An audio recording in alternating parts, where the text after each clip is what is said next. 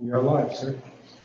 Good evening. This is a meeting of the Council Rock School District Board of School Directors Policy Committee, June 10, 2019. I'm chairing the meeting, Ed Tate, board member.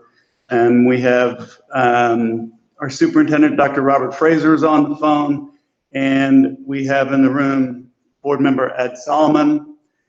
We have our business administrator, Bill Stone. We have our Director of Community Relations, Susan O'Grady, and Matt Fredrickson, who is the Director of IT. Got it. And We have Mr. Keith. joining us is Mary Ann McKee, School Board Director, fresh from the MDIT meeting, and Andy Block will be joining us momentarily.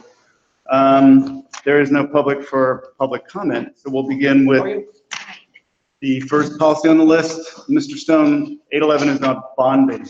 Yes, thank you, Mr. Tate. If it would please you and the committee, 811, 812, and 813 are all pretty similar, so I'll take those three together and just inform the committee that the first several policies that we intend to review in my section are minimal changes, really nothing drastic in any of them. I'll give you a high level of each, but they are very similar to the prior versions of the policies. Two of the policies, however, are brand new, so I'll spend a little bit more time with them. Which are brand new? 827 and 828. Right. All right. So 811. So this is actually a little preview of what we will be discussing at the Finance Committee meeting on Thursday. So you're getting a little sneak peek about some of our insurances. So 811 is regarding bonding. The school code requires that we bond both the board secretary and the board treasurer for their official actions that they take at the board meeting, which is very low risk. So the policies are actually extraordinarily inexpensive with low levels of coverage.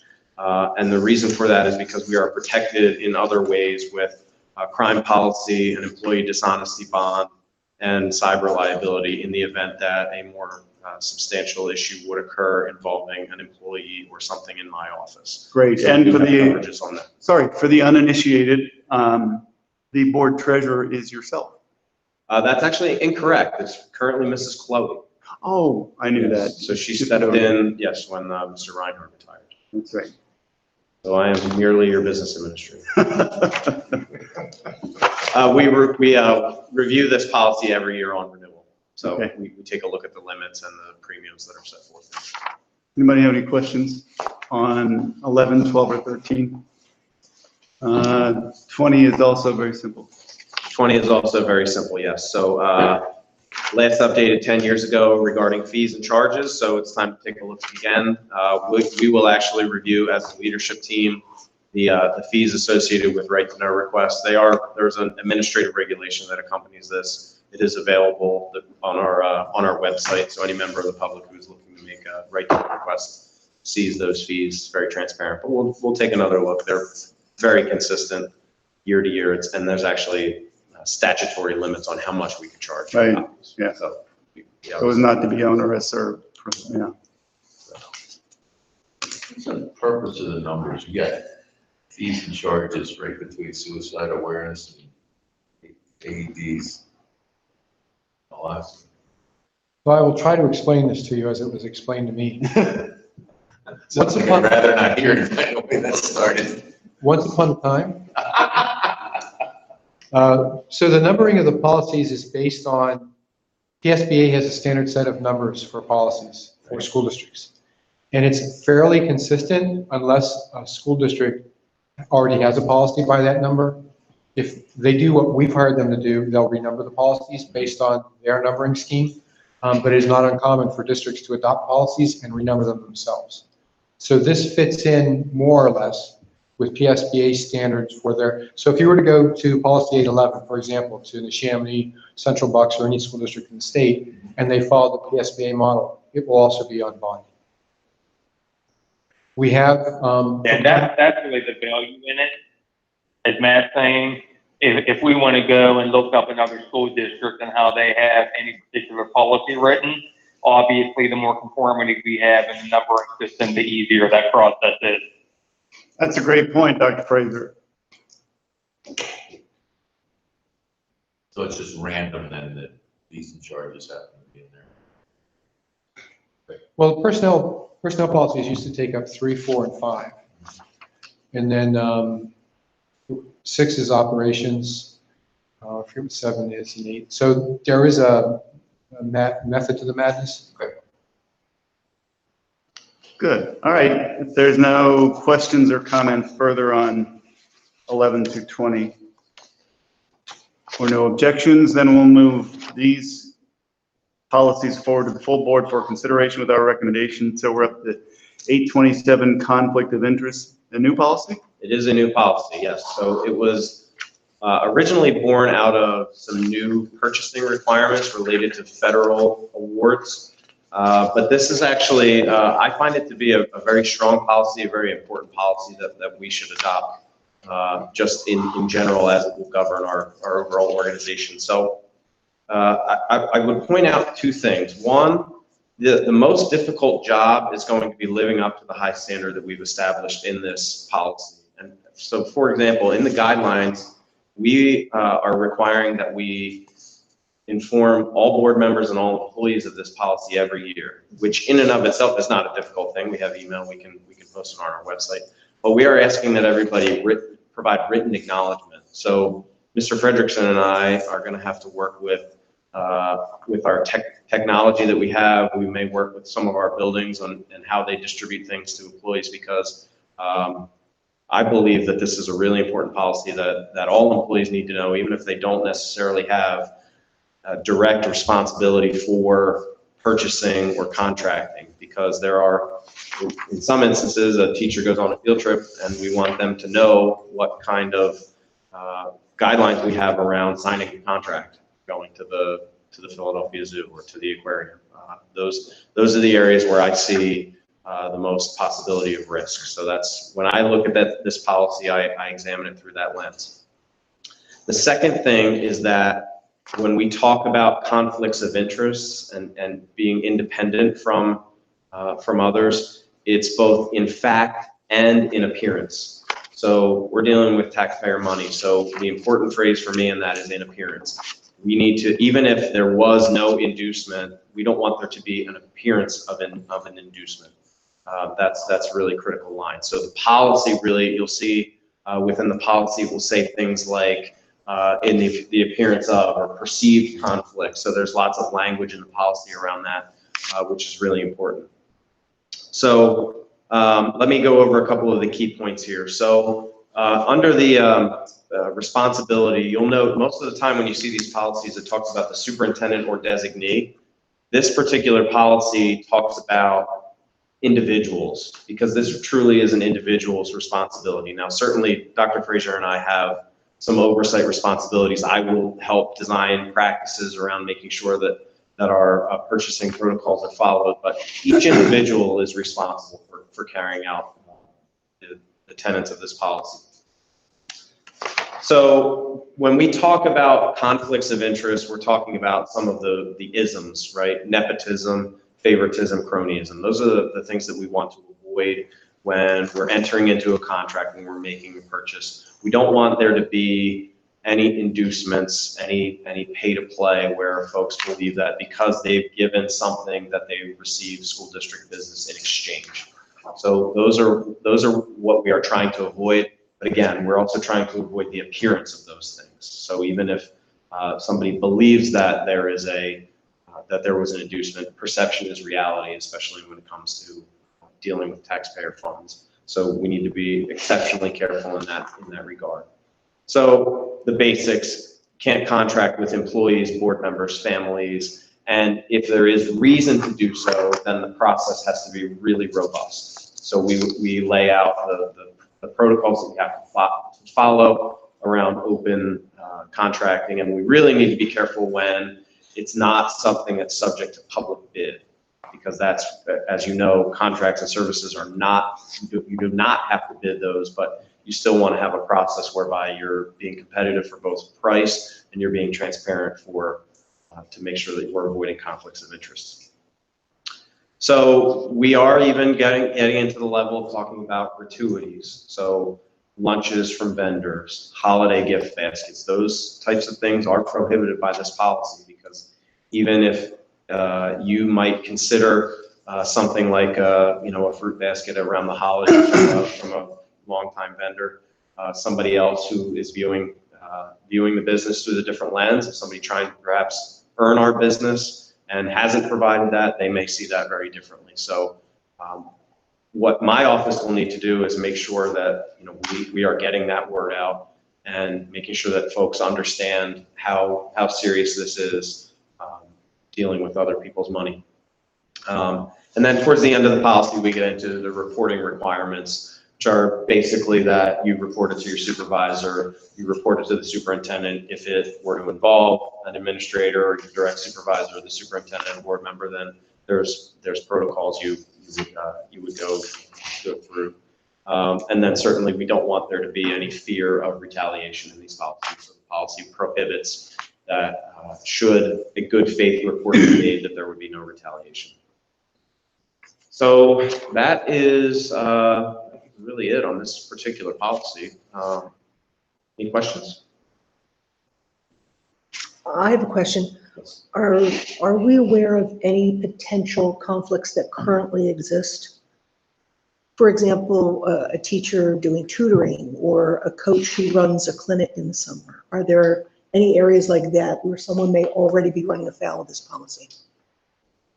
I am not aware of any sitting here today, but I also have, I still have the new guy hat on. So I am sure that as we begin to more formally communicate this process out, we may find ourselves stumbling upon some gray areas. And I will share that my inclination when reading this policy is that we err on the side of not doing it. So that may mean that we need to look at some existing practices if there are any out there that we come upon. So it could be, we could be in the position of having to have some conversations, but I have discussed this policy with Rob Cox, and he and I are in solid agreement that this is one that you really have to hold the line because of the seriousness of any actual or perceived harm. So building on that once more, employees of the district, Marion raised tutoring as an example. What about side businesses? We have employees who have other businesses where they're interacting with, parents of their students. Yeah, so when we look at this policy, we are talking about when they are in the employ as a teacher or as an administrator. So there is a differentiation if they are a car, they fix cars on the side, or they fix small engines, things like that. There can be that separation, but if using your position in the school district to assist in that side business is where we can get ourselves into some trouble. I think the key, it's funny because I was thinking before Marianne mentioned it about coaching clinics. Hadn't thought about the tutoring, which is something I'm completely supportive of. Mm-hmm. But I think in some respects, the answer is full disclosure to your supervisor and discussion. And, in some cases, issues can be resolved simply by being upfront. So how does this policy play? I think we agreed one a little while back about disclosure of relationships in the workplace. What specific policy we got one there? So how's that? When I saw conflict of interest, that was one of the first places in my head. Christine would be better to answer that because that was one of the HR policies, but there was something in there about that. I do recall that. I would be curious to see how they could be linked or potentially combined. That might not I think they cover two different things. I think they cover two different things. This is business practice, be. Okay. and hers is more relationship, HR type stuff. Yeah, this is more business practice. Yeah, Matt, that would be in the 300s now, wouldn't it? Yes. Bill, who would be tasked with the investigation? So I would imagine that would fall on me presumably. The reporting, Specifically in violation of policy. yes, So you could go across multiple layers of types of investigation, so to speak. yes. I had one tiny suggestion in the sentence in the first page where it says immediate family shall mean a parent, parent-in-law, spouse, child, so forth, so on, or the domestic partner of a parent, child, so forth. So I thought, since it was used once toward the end, domestic partner might ought to be up front too. As in, immediate family shall mean a parent, parent-in-law, spouse, domestic partner, child, spouse of a child. You see what I mean? But it says the domestic partner, parent, child, brother, or sister. Right. But So you want, one's own domestic partner is what I was saying. As in, Along with spouse. along with spouse, that's all. Are they different? Domestic Are partner, spouses and domestic partners different? I think spouse means you're legally married and domestic partner is Fair your. enough. So what's the Pennsylvania law? I don't- Do we not recognize? That's a pretty easy one to run by Rob. The spouse suffices. Yeah, I think I get the spirit of your suggestion. Let me run it by Rob and see if he has a recommendation. Otherwise, I think it's a good idea. Well crafted. Anything else? Okay, if there's no objections or further questions about 827, we'll move it forward to the full board for its consideration with our recommendation. 828 is fraud. Yes, so this particular policy is somewhat similar. I think the bottom line is don't do it. We don't want anybody to commit fraud, so it says don't do it. It talks about all the different kinds of fraud, and then again, similarly, it will be ultimately, I believe, my responsibility under the direction of Dr. Frazier to make sure that investigate any allegations of fraud, but also, and perhaps more importantly, design the systems of internal controls to prevent fraud so that the opportunities for individuals to commit fraud don't exist. So we'll follow very similar reporting procedures in the event that there is an allegation of fraud. Take it up the food chain, and make sure that employees understand that there is no retaliation should they wish to make an allegation that they believe is in good faith. Would something like this go in a package of policies to be reviewed annually, consistent conflict of interest, or even thinking bigger, everybody should be reviewing all the policies on an annual basis? You want to? so what we do right now is the first day back, first time people log in at the beginning of the year, we display the acceptable use policy and the social media policy, and they have to click, yes, I've read it and understand it, yes, I've read it and understand it. It does it once, but it tracks it in the database that they have reviewed it. We could certainly add these. Well, that's what you're planning with conflict of interest. That's it's nice to hear that Matt and I have not talked about this yet. It's nice to hear that capability exists, because I was stressing a little bit about how to make sure we got that 100% written acknowledgement. That sounds like a good way. Yeah, we could do that. And yeah, certainly, I mean, the 828 does not have an annual acknowledgement requirement in it. I believe that it stands the test of time a little bit more, that you don't, the fraud doesn't change in what it is. So, but certainly, I mean, it's easy. That makes sense.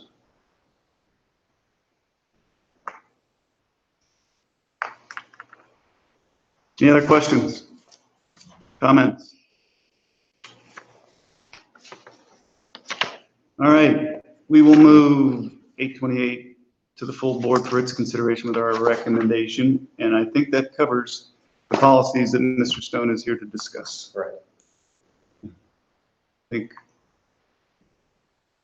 we're happy to, I don't know, I didn't No, want to say that. I will say, she sat through my notes. Oh, wonderful. All right, then we'll move on. Ms. O'Grady has a set of policies here, beginning with 901, public relations objectives. Yes, and most of these are just to update and make a more comprehensive policy here for review. Just some minor wordsmithing. Most of them make good sense and stand as they are. But in 901, I thought it would be good measure to add to, under guidelines, number 1, to incorporate a sentence that speaks to two-way communication there. So rather than starting, Matt, with explain the programs, achievements, and needs of the schools, Go back.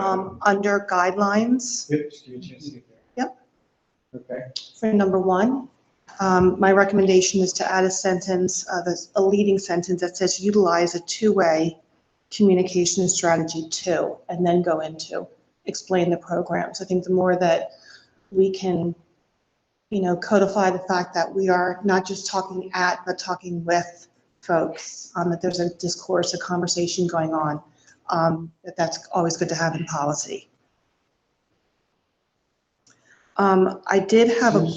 It doesn't like communications plural, but that's okay. Word does that all the time. Am I okay with this? Yeah. Thank you. I did have a question. I hate to bring this up and be a stickler, but under delegation of responsibility, and I read this several times, I had issue with the fact that it starts off with that there is a responsibility of all district staff to do certain things. And I think we might want to just take a look at this and ask ourselves, where does the line that we draw exist? Some of these things should definitely fall under my purview, but then there are other elements such as maintain student relationships that really wouldn't fall under my purview as much. So I think we're kind of crossing wires here in the responsibility section. And I don't know that staff needs to be incorporated so heavily in this. This may have been in a concept where staff was tasked with doing more of the work that my office does now. So, and Ed, or anyone at the table, take your But then the recommendation. point is, some of that stuff's one-on-one, Yeah, and the rest of it is one to, or the organization to the many. very much so. So I agree with you. Well, I know in the past, we're going back probably 14 or 15 years. Wow. When email was first introduced in the district and every teacher had an email account, there was not an expectation set in terms of how long it would take Oh. teachers to respond to parents' inquiries. Do you remember? I do. Mark sent out the email, within 24 hours, you're expected to respond. Many discussions about that. Okay. Susan, would it, Yeah, but I see that as, that's different Administrative than bread, more public policy. relations. Yeah. objectives. Yeah. That's, Yeah. that's, need not be a that's, policy? conflict resolution or customer service or Very whatever you want much to call it. To your point, though, Susan, if instead of all district staff, if it were to say it's the responsibility of relevant staff? Possibly, Something like or that. assigned staff, Mhm. or the delegate of the superintendent. I just think that that's a very broad. Yeah, but I think that if you try to do something like that, there's so many more things we could load in there. If we're just trying to come up with an umbrella to meet these kind of needs, Mhm. maybe we pull the one-on-one stuff out of there and just talk to you. Like that, back down just a little bit, Matt. Oh, the other way. What is that? Show me. Number what's that? 5, Go to the top here, I'm sorry. Okay, it shall be the responsibility of all district staff to. But if this is public relations objectives, maybe there's a comment in here somewhere that talks about, it doesn't even have to be in policy, but there's administrative regulation or there's some kind of directive that says there needs to be expectations in place. Yeah, as you say that, and as I read that, I'm thinking everything up there should be something that the principal goes over with her staff at the beginning of the school year. Whatever it is. I don't think it needs to be, responsibility. because I can see teachers needing to be reminded that Yeah. they need to do this, but I don't think it needs to be put in a policy. And I also don't want teachers held to an unreasonable standard of what is expected of Or a them. different standard by building. That's So, right. so the more broad you can make this, it's just, so it's the expectation of all districts that they follow the guidelines or the administrative regulations provided them by leadership, their collective Yeah. bargaining agreements, whatever. Do we need a delegation of responsibility section? Yeah, I think we probably need one around how we conduct our PR piece. Because there's a part that lays within our, we now have a person in the department or group around that. So I think that's important, but maybe there's something that's a little more holistic. So if we change this to say something like the superintendent and his or her designee will ensure something about a robust and open communication. Program that will, Get rid of all the bullet points, because I don't think they're No, relevant. I think to me, this kind of deserves a little bit of a rewrite. Mhm. It says, hey, this is our public relations strategy, here's our objectives, and it clearly should outline what Robert and the cabinet, and Susan, through Susan and whoever are going to execute.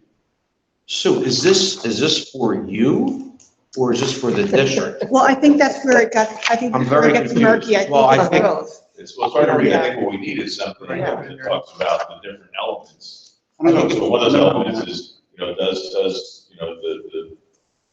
this particular role's been created, here's what it does, and then here's what I like the other. that. Why don't we table this policy then?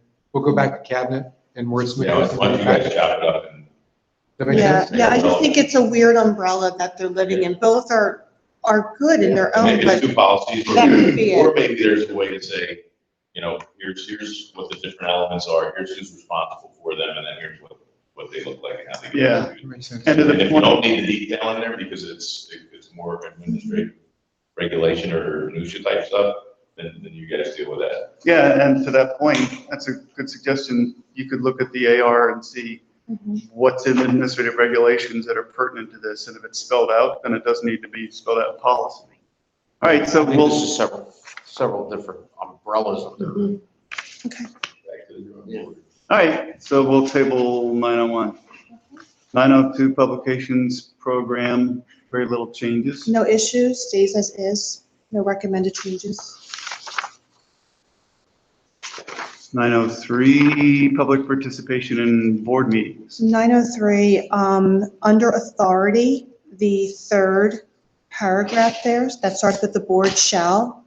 It should just be noted that it says that public comments be made at the beginning of each meeting, but we should probably differentiate between the monthly business meeting and the end of the committee meeting, because one happens at the beginning, one happens at the end, and thank you to Mr. Tate for his guidance on that. That's a great catch.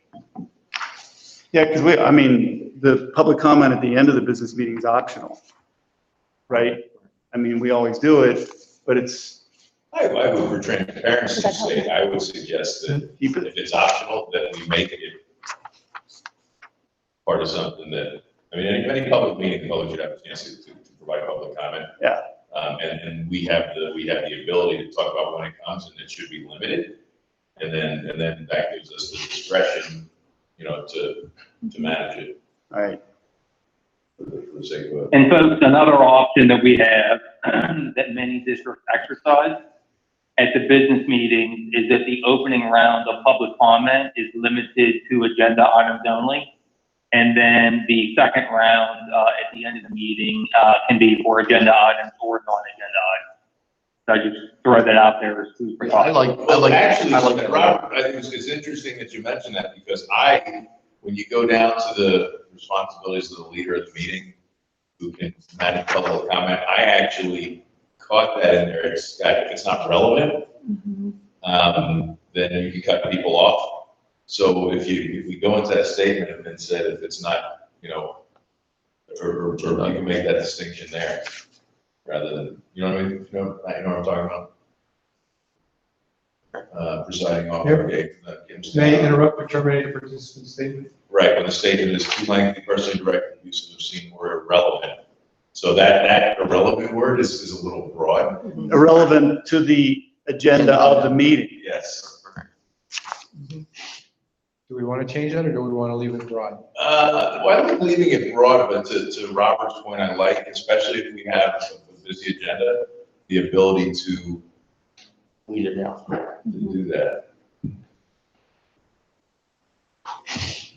Or you might, or you, I Although- changed that sentence to right, but all public comment be made. And just because it's there, and I will, I'm asking this question, so let's say that we put in there, we could always do, whoever is running the meeting may stipulate public comment needs to pertain to the agenda or something like that, as opposed to shall, because I think that's always a discretion piece based on, it should be a discretion piece based on the, reading the room and the environment. So if you make, so if you say may limit the agenda in the first public comment, that gives the whoever's leading the meeting the ability to lean on policy, and as opposed to, cutting somebody off with just, somebody wants to come in and recognize somebody, and it's good that somebody's coming in and saying something that's off the agenda. All right, How do I say that? Relevant? I think he's arguing that we don't even need to put it in policy. Relevant is in the next section. Yeah, relevant to the. On the next Sorry, page. all public comments made at the beginning, beginning. Go down and down and down. No, leave that, no, I like that, the more I'm thinking about it, I think we got it here. So it just, because it gives you, it's almost two different things. The board may require all public comments made at the beginning of each monthly business meeting. No, the word be disappeared. No, wait a minute, so the board. No, we lost the intent of that sentence, Matt. Yeah, board may require, I mean, the point that we want to make is that the board will have public comment at the beginning of all public meetings, and may have comment at the end of public meetings. The word be should be up here, Matt, between comments and made in the first line. Yeah, that comments be made. Because that speaks to when the comment section occurs.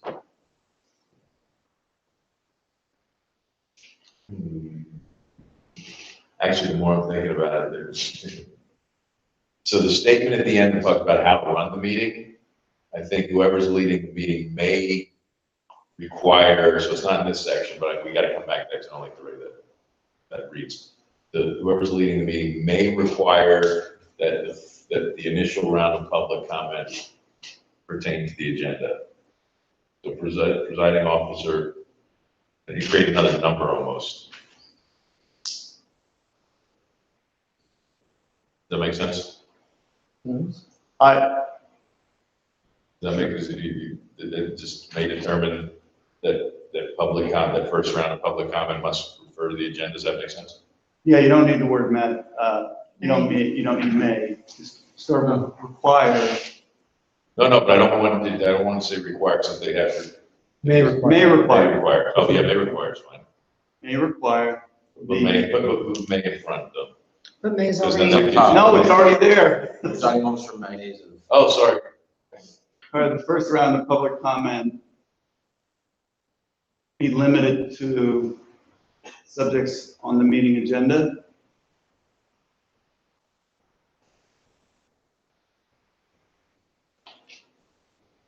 Is that do it, Andy? Yeah. All right. Here it is. Yeah, that's because I can't spell. Okay. We'll have to clean this up with the numbers. It's That's the way they fine. do this. Yeah. That's word for you. And then go back up to that sentence that we were just monkeying around with. On the first page. And I think may can get switched back to shall there. The board shall require.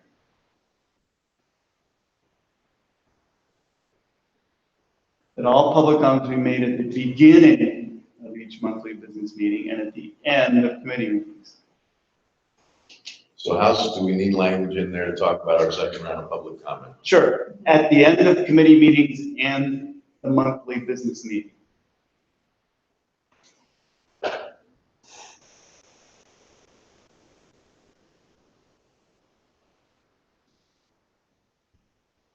Either that or go back and say at the beginning and the end of each monthly business meeting, That's cleaner. it's Yeah. cleaner, and at the end of the committee.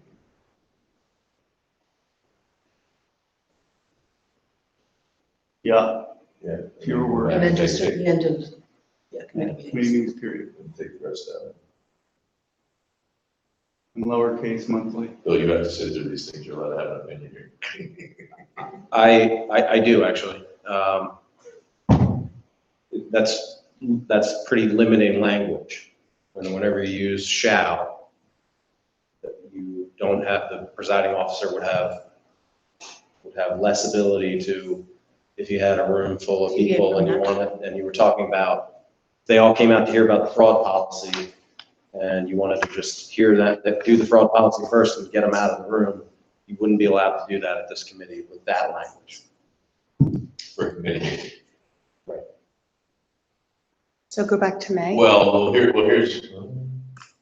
This is a, Yeah, no, I agree. right, you open the door. fair. This is policies, in my opinion, should be broad rather than limiting. So by changing it to May, at a committee meeting, people can comment, the chair can decide public comment at the beginning of the committee meeting, and you can go, people. We elect from a board meeting perspective, I think we have to allow public comment at the beginning to agenda items. So maybe you want to pull the committee meeting piece out separate, and so go back to the board shall require that all public comments be made at the beginning of each public business meeting, and maybe. Can we just eliminate the committee meeting part? For example, I know at academic standards, when there's, say there are 3 large topics for discussion and people have come for one of them, after we go through it all, we'll ask for public comment and then move on to the next. I just. Yeah, Mary, and I'm sitting here thinking the same exact thing. Oh, yeah. I'm not sure because I'm not looking at the policy at the moment, but my guess is that the spirit of this one is the monthly business meeting It is. where we're obligated, before taking any formal actions, of course, to take public comment, whereas there are no formal actions at a committee meeting. So the board can, take, not take it at the beginning, take it at the end, take it item by item, do really whatever it wants Yeah, from a committee meeting standpoint. Yeah, you're right. Committee meetings are less formal and the chair can do whatever the chair wishes with the board's. And if public comment is required by statute at board meetings, then you needn't, in my opinion, define it in policy. But at a meeting like this, where you want to have some latitude, you want to make sure that your policy gives you that latitude. All right. Good. Is that good? Thank you, Robert. Thank you, Bill. Thank you, Andy. Anybody else? No? All right. 903, we'll go for, Just take a look at that line. which? That Cox? line that we just did, please. Matthew, I'm sorry? you wanted Rob Cox to take a look at that line, please. Sure.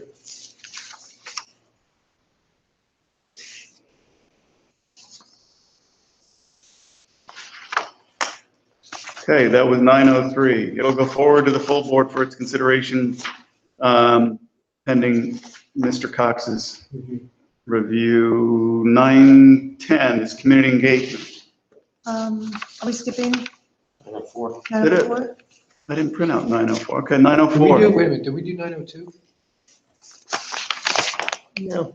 No. Yes, there was Yeah, no we did, because change, there was no change. Okay, no recommended change. so I just All screwed right, this. 904, sorry. 904 is new. It relates to public attendance and how folks behave who are participating publicly in the meetings. It includes now tobacco use, unlighted cigarettes, other smoking products, smokeless tobacco, just general behavior and rules of engagement when people are there, service animals, very straightforward, no recommended changes.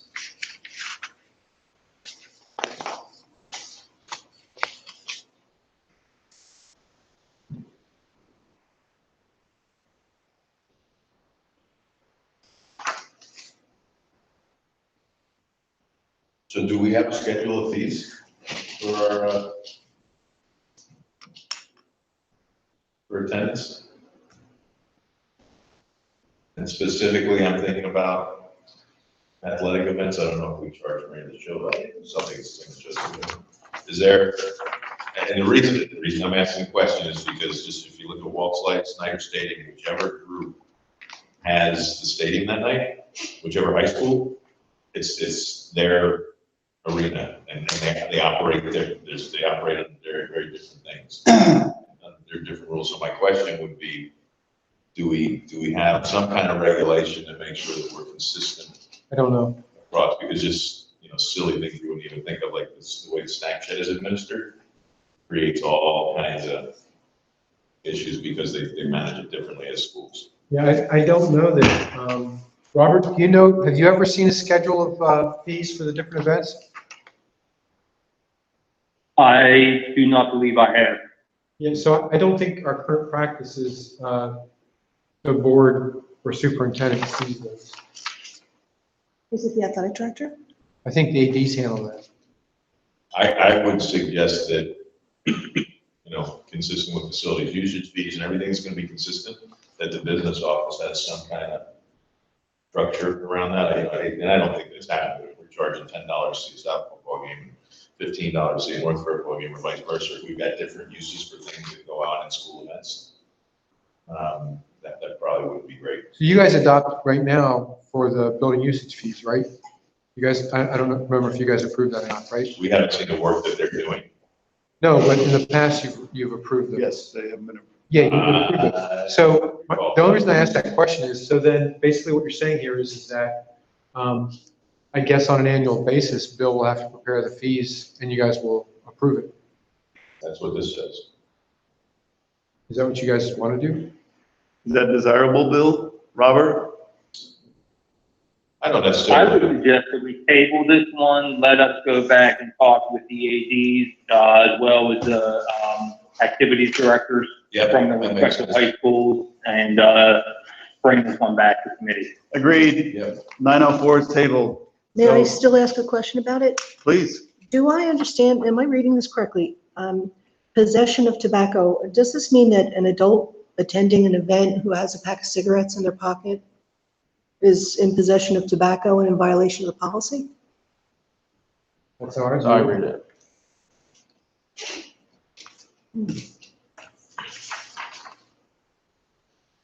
The last, Definition. Well, definition. it's under tobacco, it is the third paragraph.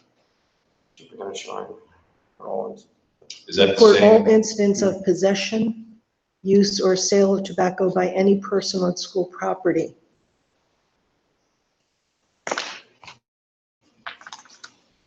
I don't think we're going to be searching people for adults. I would certainly hope not. But this, if that's what it means, it's a bit overreaching to me that an adult who may have a pack of cigarettes on them at a school event is in violation of our policy.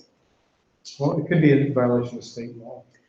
I don't know if that's the We'll case. check on that as well. I mean, we're going to take it to ADs, we'll check on that as well. I would also ask the question about, does this language for tobacco here match everything else we have in policy for e-cigarettes, vaping pens, all that kind of stuff that's not kind of drug related?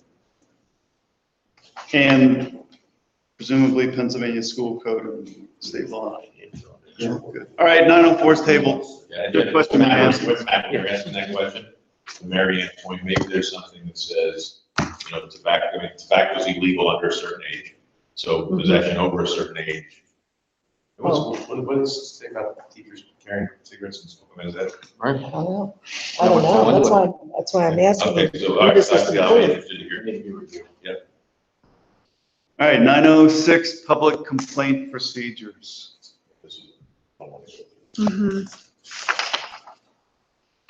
This is new. And this is theirs. We have one.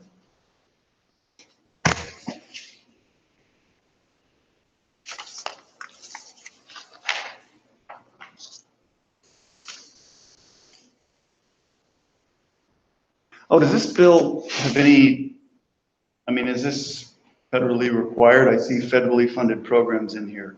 I checked with Sue Elliott on this, Yeah. and she said this is the guidelines that, you know, the chain of command that someone would use per Title I, you know, if they thought that we were out of compliance. Okay. It's probably one of those required. Yeah, I keep seeing federal in here. Yes. Okay, yeah, and then at the bottom it says It's, Division of Federal Programs. it draws out what they should do, how they should act. Where's the non-federal stuff come from? Is that Robert and Cabinet that put that together? You mean in this policy? Yeah. I mean, it doesn't meet what Robert's and the team's expectations are for how things get handled. I mean, to me, there's another customer service one outside of the federal piece. So it's all about, you know, what kind of customer service do we want? Do we want parents who aren't satisfied with, you know, what they hear from the teacher to have to go put something in writing before a principal will listen to them? And that's a question, it's not a statement. Robert, I'd be interested in your take on this one.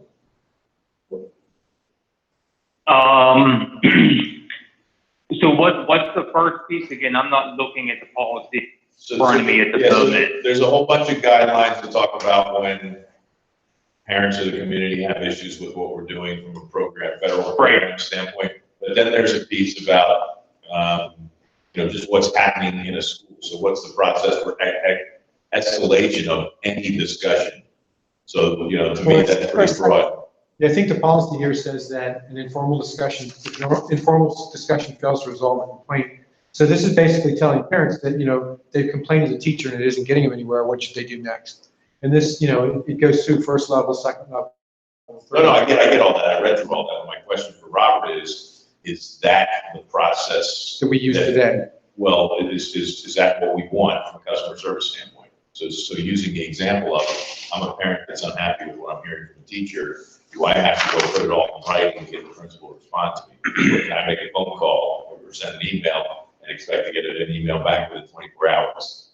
You know, or a return phone call that's just 24 hours. So, you know, I would be curious to, you know, hear the service level that we're, you know, because sometimes, you know, not everything's reasonable or on the same level as everything, and people certainly might have views on what's reasonable as opposed to unreasonable. But I would just want to make sure that, you know, whatever the culture is that you guys are putting together as a leadership team, whatever Robert's expectations are of people, that should be represented here. At least from a. Yeah, so I think we have a couple of different dynamics here. One is whenever we have, whether it's a student or a parent or whomever that has a complaint, this will come as no surprise to any of you. I want them going to the closest source. Yep. So if it's a teacher issue, go to the teacher. If it's an athletics issue, go to the coach or the AD. And then if you're not satisfied, then work your way up one level at a time. Then the other piece is around general responsiveness. I feel like we do a really solid job of that as a school district in terms of being responsive. Nothing's perfect, but certainly we have an expectation that folks are responded to within 24 hours, assuming that we're talking about working hours. And it's rare that I get a complaint or I hear of a complaint of a lack of responsiveness from our folks. And that goes from every level of our staffing, from central office admin, the building admin, teachers, to coaches, the whole 9 yards. This, to me, is another, that sounds good, Robert. I'm glad to hear you say that. This seems to me to be another may-shall question. The sentence that says, when an informal discussion fails to resolve the complaint, the following procedures shall be used. And then it says, submit a written complaint. But in practice, we don't always require somebody who's got a complaint to submit it in writing after the informal discussion. Correct, Robert? Absolutely correct. So I mean, I just sort of feel like this is one where we could substitute may for shall. Unless you think that's a bad idea.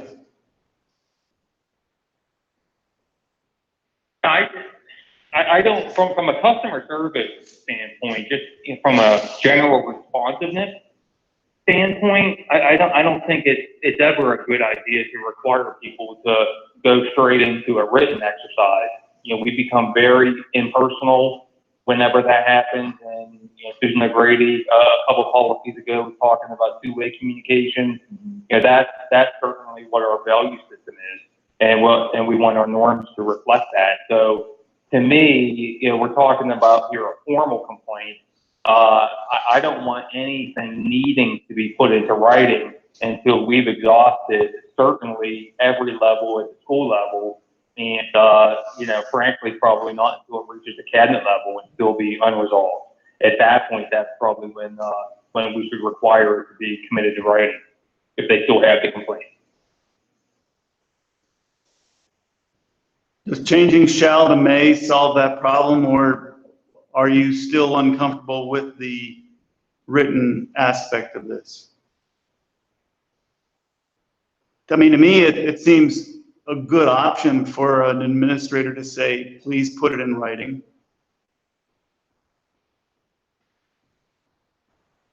Yeah, I think I'd be comfortable with that, Ed. All right, let's just change shall to may. That's poetic. And it does lead with the informal discussion, with the Yeah. assumption that a discussion occurred.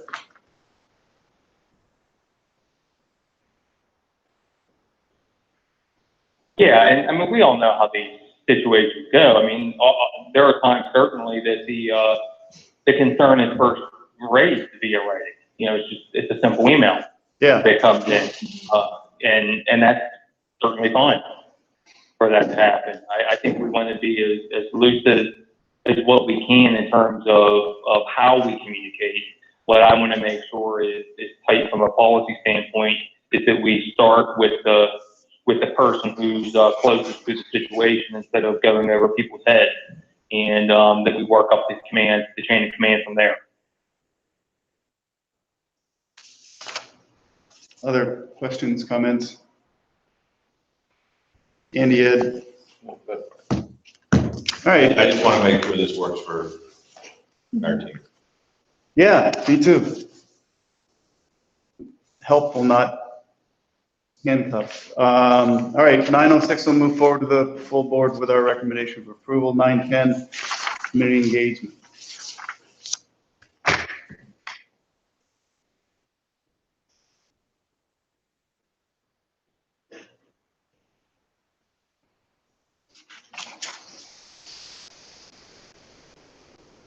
And I think that this is very broad as far as a community engagement program, but I think it speaks to the ability for the board to develop, just like with the financial advisory committee, an ad hoc impromptu committee to serve a need for a finite amount of time, and not have that as a formalized committee that goes on, you know, for eternity.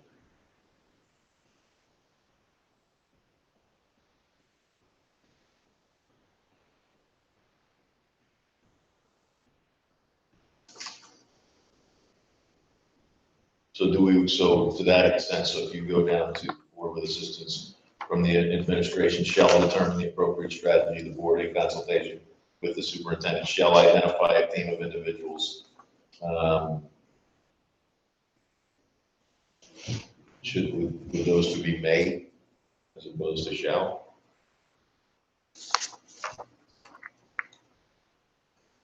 Or is it that if it comes to us, then we shall determine? To me, shall is appropriate there. I mean, because it comes up, the board shall annually assess the effectiveness of the community engagement program. So that says to me that we've got a community engagement program that's pretty detailed and documented in you know, as opposed to more fluid as it comes up.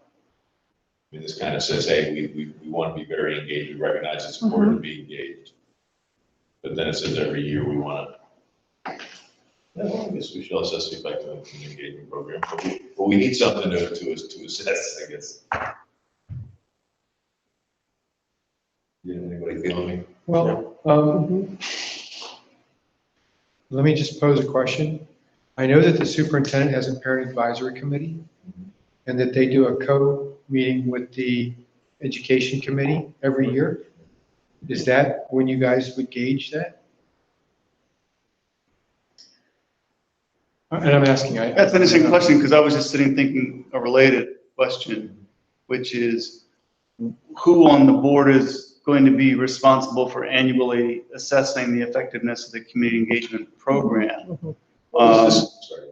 No, I was just going to volunteer that the policy committee could take on that responsibility. Well, either that or this might, this says that, hey, you know, once a year, Susan's gonna come in and talk Yeah. about what's going on. That's a better idea.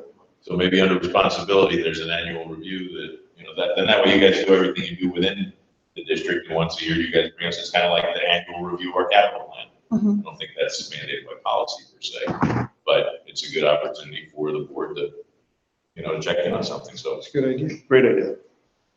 you know, maybe there's administrative regulation for how that last piece happens. So I don't know if you have administrative regulation under that board shall annually assess the effectiveness of communication engagement program. I'm not sure how you write administrative regulation. We're actually, When we need to have them. We're actually going to start reviewing those this summer. Because we, No, I don't mean that. I mean, I note that there needs to be, I mean, we just attach it. okay. But you have to note in the policy that there We have are that. administrative regulations. We could put in accordance with administrative regulation. Oh, yeah. Yeah. Like that. Brilliant.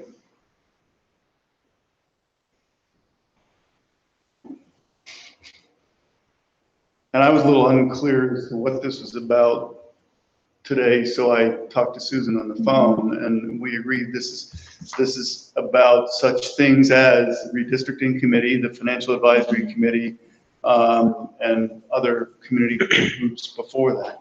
And that would also, I guess, also comprise the parent advisory committee.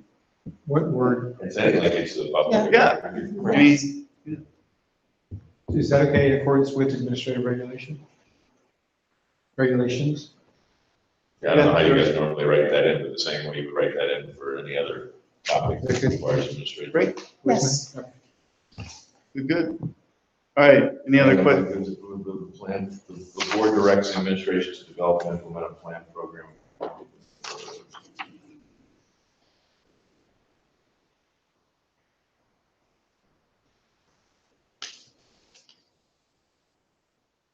That one's a little interesting, the board directs the administration.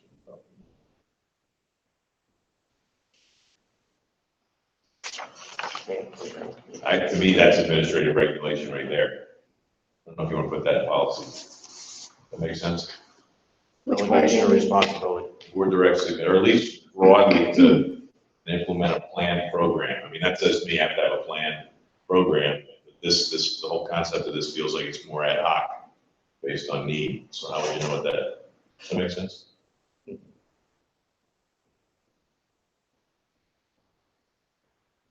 know, develop and implement.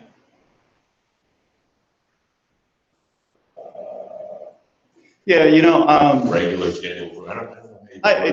I guess, to your point, I'm not sure that paragraph's even necessary, because that's an expectation, That's what happened. because we created, The board directs the administration to have a strategy and an approach to. community engagement. There you go. What do you want me to say? So the board directs the administration to have a strategy. Develop Develop a strategy. Develop a strategy and have an approach to community engagement. Robert, you good with that? I guess. I didn't want to sign it. I'm trying to make I'm it just broad for sitting you. here wondering why this policy is necessary. Yeah, It's I don't, so fundamental to is there what anything, any district does. is there anything legal in here that we have to? I mean, this is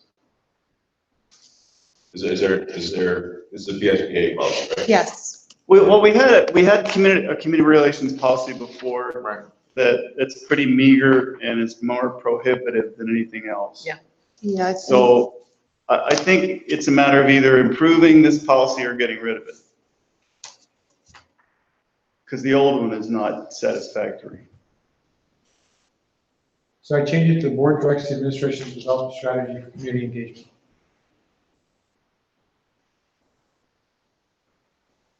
Well, develop a strategy and approach to, I mean, what's our approach to dealing with? I think possibly a strategy and planned approach. Now, after that, develop a strategy and. Planned approach for community engagement. It just leaves it open-ended because then that's just how you approach each of these things. They're gonna be different. It's, it's not gonna require a whole new set of work, a whole new set of detail. But Robert makes a good point. If there's no need for us to have this from a PED standpoint, why have it, right? When we try to cut policies as opposed to. Yeah. Or we're saying don't do it unless we have to. Yeah. The only reference is school code, 510. Jump over to 510, rules and regulations, safety patrols. Exercise of authority, crossings. All right. I move that we eliminate policy number 910. So do we have a 910? I second. Also, this was right in front of him right now. It's on fire, it's kindling. Do we have a 910 now? Yes, we do. Yeah. Yeah, And it's this ugly prohibited we'll thing. have to retire that one. Retire, right? That's the verbiage. Yeah. So we're gonna remove 510? Retire until, Retire. Yeah. Cool. we will recommend, No, literally this. That's it. It's out of the money. retirement to be recommended, which is what I'm facing shortly.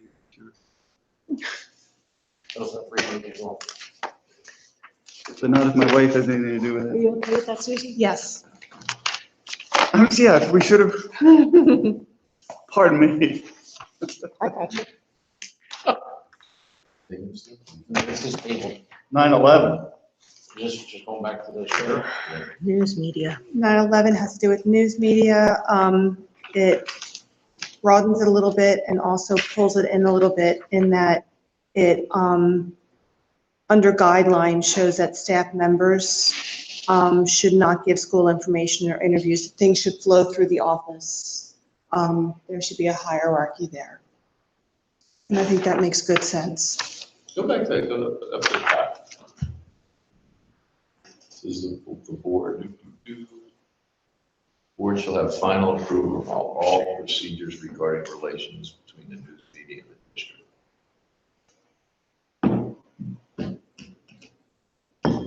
Yeah, I think the key word there is procedure. Susan and I talked about this earlier today. As you guys know, we have all kinds of employees, and really even students who interact with the media after different events, sporting events and whatnot. And we certainly want to allow those kinds of things to continue as long as we have proper procedures set up through Susan's office.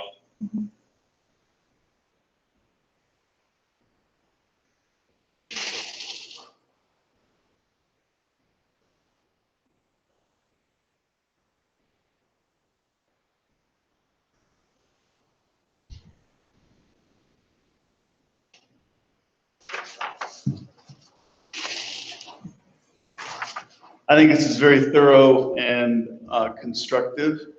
I like the use of the word assist. And I like the guideline that staff members should not give school information or interviews without prior approval of the district's communications representative, who is there to be helpful.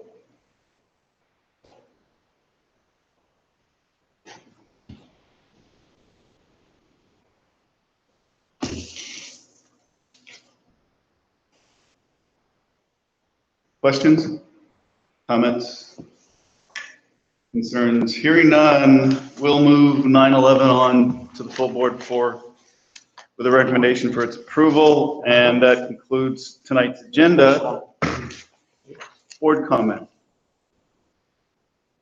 There is no public, so there's no public comment. I move that we adjourn. Second? Second. Very nice. All right, we're done.